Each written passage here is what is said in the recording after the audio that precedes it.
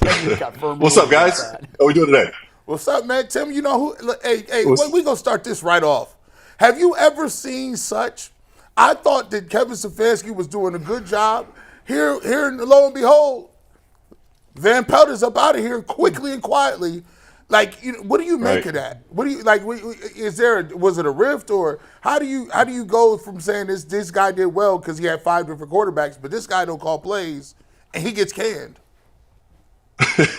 Yeah, I was definitely caught off guard by the firings on offense after the season. I definitely didn't see that coming. I thought Van Pelt had done a tremendous job since he had been here with Stefanski. Especially talk about the revolving door at quarterback, what he's able to do a year ago, what he's able to do this year with 4 or 5 different starting guys in there, getting guys prepared and winning football games. It's not easy to get that many quarterbacks prepared throughout a season and kind of alter game plans and get it ready for each specific guy and go out there and take a team to the playoffs. So I was really shocked by the move. So to me, when I look at that, it had to be something kind of going on the inside, maybe with their relationship or something. I'm totally guessing here. Obviously, I'm not in the building, but I thought on the field he was doing a great job. So it just kind of leads me to believe that maybe there was a rift between the two of them. Tim, how much we opened the show with this, and you're the perfect one to ask this to. How much influence should a quarterback have in choosing an offensive coordinator, and how much do you think Deshaun will have? Yeah, I think he should certainly be involved. I think he should put it. They should get his input, what he feels comfortable with. Do you know anything about this guy? This is the system he runs. How do you feel about it? I think they should definitely go to Deshaun. They've invested a ton of money in Deshaun. They're building this thing around him, so he should certainly have input. But I think at the end of the day, it comes down to Stefanski. Stefanski's going to be the one probably calling the plays still. He's called them since he's been in Cleveland. I'm sure he wants to continue doing that. So it's probably going to be one of those situations where he brings a coordinator in saying, hey, I'm still going to call the plays. You're going to be involved in the game planning and those kind of things. So someone's going to have to agree to that more than likely. But I think Deshaun should have a say. I don't think he should have all the say by any means. I think it's ultimately up to the head coach because he has to work with him on a daily basis, preparing game plans and practice schedules and all those kind of things. So, I think, but I do think he should have some input. Tim, with the Browns coming off this season, which they had no business winning 11 games with all the injuries they dealt with. Right. Kevin Stefanski's coming up to the last year of his contract. If they're bringing in a new OC, and if Kevin Stefanski doesn't get an extension, if you're a player, are you thinking like, what's going on here? Is there something wrong? Would that cross your mind as a player or no?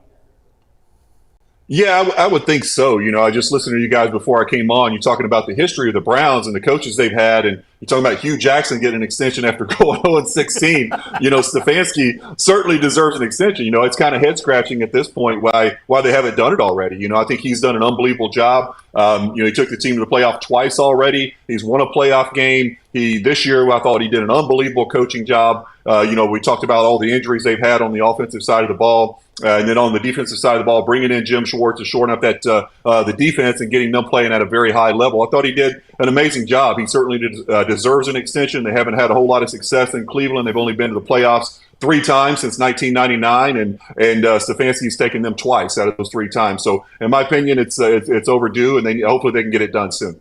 Tim, have you ever seen a situation where a head coach was forced to take on a coordinator that wasn't his guy? And if so, how does that play out?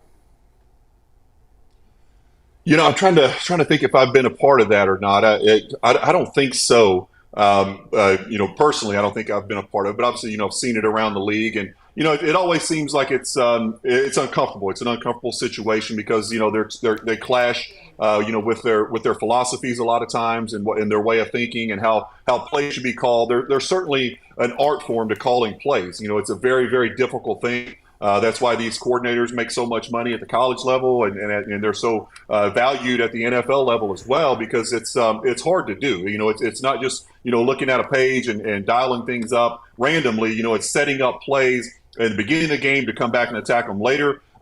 Seeing how they adjust to certain formations and shifts and motions and all those kind of things. There's certainly an art form to it, and guys really have to be dialed in and on the same page in that situation. Tim, this isn't a trick question. What is the identity of the Cleveland Browns offense? That is a tough one, and the first thing that jumps out in my mind is it goes through Nick Chubb when he's healthy. I think they're a run-first team. They're a play really good defense, run the football, get big plays off of play action with Deshaun, get him outside of the pocket, some of those things. So, I think this offense needs to run through Chubb. I think that's when they're at their best. That's when, they're moving the football. They're putting points on the board. They're staying ahead of the chains. Nick is one of those guys who doesn't get many negative yard plays. He's always going forward. He's 4, 5, 6 yards a carry.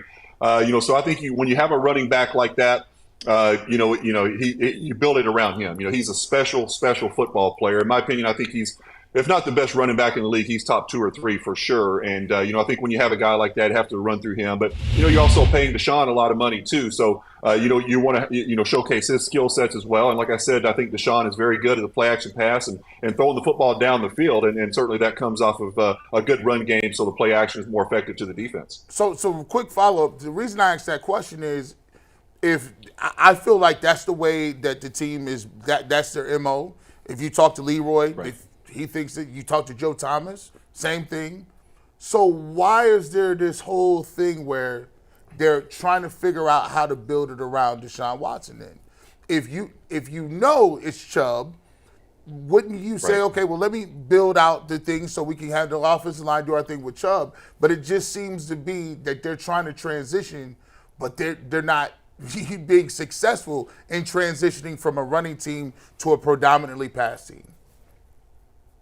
Yeah, I just think they had a lot of injuries, on the offensive line. Obviously, Chubb was out, and then with Deshaun, you're paying him $230 million, and it's a quarterback-driven league. And you feel like you have to get big plays in the passing game. I understand that. I understand why they want to get Deshaun comfortable within the system and kind of showcase his skill sets and do everything that he's capable of doing with it. But I think it makes a quarterback's job so much easier when you do have that running game. I think if I'm a quarterback and I got a guy like Nick Chubb, I'm thinking let's run it through him. And my job becomes very simple. If Nick Chubb is doing his thing, he's leading the league in rushing. It becomes pretty easy to throw the football. Especially on early downs when they're loading the boxes to stop Nick Chubb. You get a lot of easy completions. You should have a very high completion percentage, and then also you have some opportunities for some big plays down the field. So I don't know why they're kind of transitioning to that. In my opinion, it's run this thing through Nick Chubb until he's in. If he's healthy, if he comes back looking like his old self, you continue to run it through Chubb and until the wheels fall off. In my opinion. Well, the only thing I'll say, Tim, is he's due $16 million this year, and he ain't going to see that. And I'm not even sure he's going to be back on this team. I think he is, right? You watch your mouth, Jason. I want him back. I think we're all in agreement he should be back, but he's not seeing $16 million this year on that contract. So he's going to have to take a lower base with maybe some incentive. I don't know. I don't know what the deal is going to look like, but that's got to play a factor in this too. It's just what I think you nailed it. Deshaun's making $230 million, and it's a passing league, and they're going to squeeze every dollar they can out of this, or at least they're going to try. I don't know. Yeah, There's not really a question in there. Yeah, well, I think I agree with you. I think what they have to do, if they're going to go that route, they got to go out and get Deshaun Watson some help this offseason. They got to get him some more weapons at wide receiver. Yep. Obviously, like Amari receiver. Cooper had an incredible year. Yeah, exactly. We like him. We love him. We just want to add a couple more big players to the group and let those guys be complimentary guys. So We need a few more David Bells. Comfortable. yeah, exactly. Perfect. And Anthony That's what we're Schwartz looking is for. still available if we decide to go back to that one. right. Tim, is that when you look at this team, is that the number one need?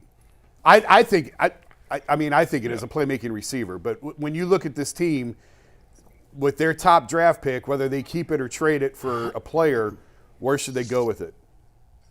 Yeah, to me, it's obvious it's wide receiver. And, that big play wide receiver. You need some speed out there. Amari is probably the best route runner in all the NFL, in my opinion. The guy can create separation. He can get open. But he's not one of those guys that you're really scared of getting behind the defense. I think if you get one of those big-time wideouts on the outside that really scares and stretches the defense and loosens up the coverage, Amari becomes even more effective on the other side. So he's going to get open. He's going to find the holes in zones. He's going to create space. And against man coverage as well. So, I think it's obvious you go wide receiver and try to build this thing. And, like we said, they're going to, they're transitioning to more of a, throwing offense with Deshaun and, getting him back on the field after the shoulder surgery, and hopefully he's healthy. But you got to get the weapons. Obviously Njoku had a career year. You're set at tight end. You got a really strong offensive line once everybody's back and healthy. You got to add playmakers, to this offense to really make it go at full speed. Tim, this is obviously it's the first time we've spoken to you since the disaster last Saturday. How shocked were you? Maybe not necessarily that the Browns lost, but just how they lost that game. Yeah, I was shocked at both, really. I thought that was a game that they were going to go on the road and win.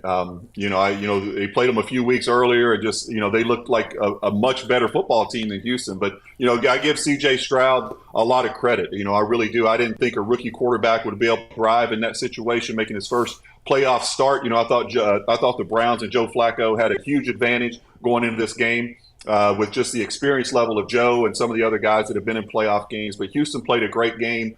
They really had a great game plan for our defense. That's the first maybe the first game I can remember all season long where the defense really just looked kind of lost, and the offense, Houston was kind of doing whatever they wanted, getting a lot of big plays in the passing game. Like I said, CJ played unbelievable, and then the turnovers with Joe. He had made quite a few this year, but the back-to-back obviously pick sixes are going to kill you in any football game, and the wheels just kind of fell off in that one. But it's just hard to feel disappointed in this team for making a playoff run with everything that went on this year with all the injuries. So I think obviously it's a huge success this year, and a lot of that credit goes, or most of the credit goes to Coach Stefanski and his staff for getting these guys ready week in and week out, bringing in the necessary players they needed to just to compete each week when guys were going down, and just bringing in the right pieces and ultimately getting a playoff season out of this thing. All right, Tim, thanks for your input throughout the season. Before we let Tim go, hold on, we got one more for Tim. Tim, I'm putting you on the spot here. I should have asked you earlier. Bad job out of me. But in our WKYC TV show today, we're ranking the top 10 plays of the Browns season. In your mind, Tim, what was the best single play from the Browns season this year? I know I'm putting you on the spot. Bad job out of me. That's tough, Mike. Yeah, just number one. Tough. Just number one. Do I have some options? Oh, yeah, man, a couple ones that are number candidates one from us are the Amari Cooper touchdown catch for Chicago, Newsom's pick six, Myles Garrett blocking the field goal, Jerome Ford's run. Those are a couple that'll be on the list. It's in some order. I would probably have to go with the Myles Garrett blocking the field goal. That's an unbelievably athletic play for a guy that size to be able to jump over the line and block the field. He played. That was one of the best defensive games I've seen anyone play in the last several years. In that game, he just dominated and controlled that whole game and changed the outcome of that football game. And so I would probably go with Myles on the top play. Tim, where's your son going? You allowed to say? Has he picked up a college? Not yet. So we got one more visit coming up next weekend. We're going to go up to Boston, and we're visiting Holy Cross. So we're going to choose between Kentucky and Marshall, and probably Holy Cross at this point. So we'll see. He just wants to take that one visit, go see it in person before he makes a decision. So we're probably going to be there in the next couple weeks or so. Nice. Hey, Tim, good luck. let me just say something very quickly. I don't know if it'll matter or not in the long run. My nephew just completed his freshman season at Holy Cross. He played here at St. Ignatius and could have gone to any number of Power 5 schools. He had some really named schools on his list. He chose Holy Cross. He has zero regrets. Loves the academic experience. He's brilliant. But more importantly, he played at a high level, and it is still possible, even though it's only happened, I think, once, to go from the NFL from Holy Cross. If it makes any difference, if you want to talk more about it, give me a call off the air. I can give you more details, but your son's going to love it when he goes and visits, and you will too. I appreciate that, Jay. I've heard nothing but good things. I heard their facilities are unbelievable. They're top notch up there. So really looking forward to getting up there and seeing the campus and stuff. Well, at least he don't need NIL. He good in that area. He good. Dad, no, you know what? Dad is the NIL. That's NIL. Yeah, I've been NIL since the day he was born, so I guess I'll continue to be. Isn't that the truth? Thanks, Tim. Thanks, Tim. Yeah. All right, guys, enjoy it. See you. Awesome. Take care.